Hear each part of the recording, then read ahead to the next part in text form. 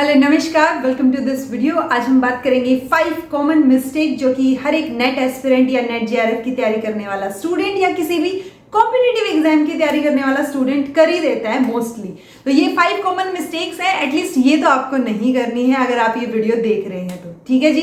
तो सबसे पहले कोई भी स्टूडेंट जब मास्टर्स कर रहा हो और उसको तैयारी करनी हो नेट जेआरएफ की, तो उनके दिमाग में क्या चीज आती है कि कोई यूट्यूब चैनल सर्च किया जाए या फिर कोई कोचिंग इंस्टीट्यूट सर्च किया जाए। ठीक है। सो बेसिकली हम स्पून फीडिंग के तरीके ढूंढते हैं कि कोई बस हमें बना बनाया सब कुछ पैक्ड मटेरियल दे दे और हम ऐसे उसको रोट मेमोराइज करके और जो है काम कराएं और हमारा एग्जाम क्लियर हो जाए। लेकिन यहां पर आप सबसे पहली मिस्टेक करते हैं जो कि सबसे कॉमन है, सिलेबस ना देखना। आप इनफैक्ट इनकलकेट लर्निंग भी कई बार स्टूडेंट्स देखते हैं ना, उन्होंने कभी सिलेबस नहीं देखा होता, बस वो शुरू हो जाते हैं लेक्चर्स देखने। आप एक बार सिलेबस तो देखिए। जब भी मैं स्ट्रेटेजी बताती हूँ किसी भी एग्जाम की, स्पेसिफिकली नेट जेआरएफ, तो मैं आपको सबसे पहली चीज बताती हूँ कि प्रिंट करवा लीजिए अपने सिलेबस को। प्रिंट की क्यों बोलती हूँ, मुझे आपके 5-10 रुपए खर्च नहीं करवाने। वो प्रिंट इसलिए बोलती हूँ क्योंकि फोन में तो सबके पास होता है ना सिलेबस, बट उसको कब कब उठा के देखते हैं हम, राइट। बट जब प्रिंट किया हुआ आपके सामने पड़ा रहेगा 5 रुपए लगने के बाद, तो आप उस सिलेबस को कभी ना कभी तो देखेंगे कि कहीं ट्रैक से इधर उधर तो नहीं जा रहे हैं, सिलेबस के हिसाब से तैयारी कर रहे हैं या नहीं। तो सबसे पहली गलती जो कि सिलेबस ना देखने की होती है, आपको नहीं करनी है। मेक श्योर जिस भी एग्जाम की तैयारी आप कर रहे हैं जाके उसका सिलेबस एक बार प्रिंट करवा लीजिए ताकि आगे की कोई दिक्कत ही ना बचे। दूसरी चीज, जब आपने कोई कोचिंग इंस्टीट्यूट भी ढूंढ लिया, कुछ ना कुछ मटेरियल भी आपको मिल गया, तो आपने सोचा कि चलो ठीक है इसको बस रट्टा मार लेते हैं। पीवाईक्यूज, आप जिस एग्जाम की तैयारी कर रहे हैं क्या आपने उसके प्रीवियस ईयर क्वेश्चंस देखे हैं? तो दूसरी गलती जो स्टूडेंट्स करते हैं वो प्रीवियस ईयर देखते ही नहीं।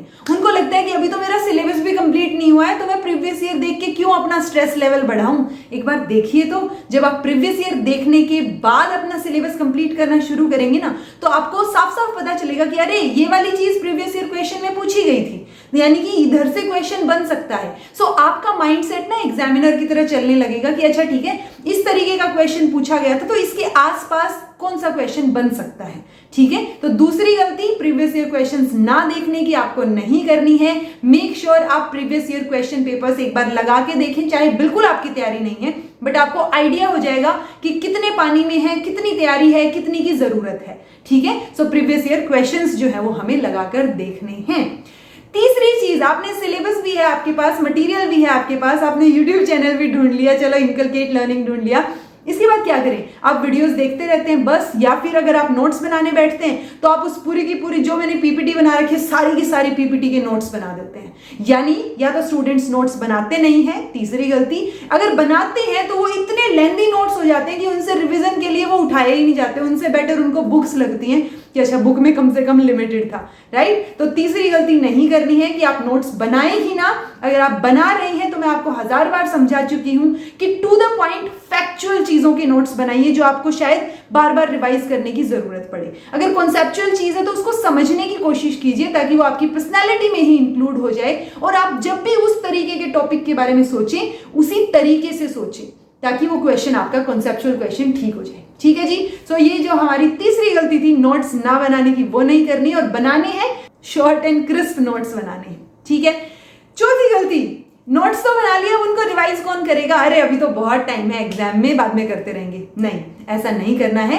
क्वेश्चन पेपर आपने देखे थे, उनको आपने लगाकर भी देखा था, तो ये जो नोट्स बनाए हैं ना इनको रिवाइज करना है प्लस अपडेट करना है। अपडेट कैसे होंगे? आप जब बार बार प्रीवियस ईयर क्वेश्चन पेपर्स करके देखेंगे ना, वहां से कुछ ना कुछ पॉइंट्स आपको मिलेंगे कि अच्छा ये नया है और फैक्चुअल पॉइंट है, इसको नोट डाउन कर लेते हैं। ठीक है। सो वहां से आपको और अपने नोट्स जो है वो अपडेट करने हैं।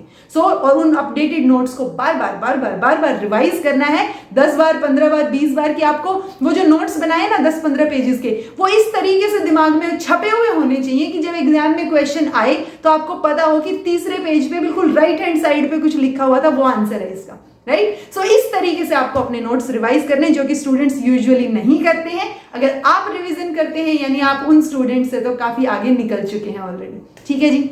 Last, fifth mistake. फिफ्थ होती है एग्जाम के दिन, मतलब आपने पढ़ लिया, जिन्होंने पढ़ लिया उनको भी स्ट्रेस होता है कि पता नहीं भूल जाएंगे तो क्या होगा, और जिन्होंने नहीं पढ़ा उनको तो स्ट्रेस होना ही है क्योंकि उन्होंने पढ़ नहीं रखा। तो ये जो स्ट्रेस नाम की बीमारी है ना, ये सारा का सारा डामाडोल कर देती है। बिकॉज आपने कितना भी पढ़ा हो या कितना भी ना पढ़ा हो, जिस दिन आप एग्जाम देने जा रहे हैं वो 3 घंटे बहुत इंपॉर्टेंट है। अगर आपने उन 3 घंटे में ऐसे वो कहता है ना पुल आउट कर लिया तो हो जाएंगी चीजें।